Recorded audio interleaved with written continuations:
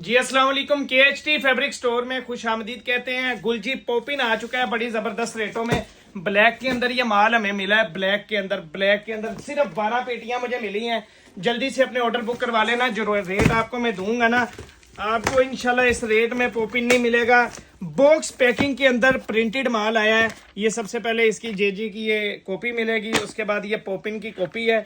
आपको डिजाइन इसके चेक करवा देता हूँ। बहुत ही हिट कोड आया है माशाल्लाह से। और रेट मैंने आपको पॉपिन का आज ऐसा दे देना है, आप याद करेंगे। लॉन दुपट्टे के अंदर है, बहुत जबरदस्त चीज है। ठीक है, ये 12 पीसेस का सेट होता है। जल्दी से बुक करवा लेना, क्योंकि ये सिर्फ 5 से 10 मिनट में माल सेल हो जाएगा। जो मेरी बहन बुक करवाना चाहती है वो मुझे जल्दी बुक करवा ले, ठीक है। और ये 12 पीसों का सेट है। ये मैंने आपको कलर सारे दिखा दिए। जिसको PDF चाहिए वो PDF भी मिल जाएगा आपको। अब मैं जरा इसका बॉक्स भी दिखा दूं कि इस बॉक्स पैकिंग के अंदर है। और ये चेक कर लें।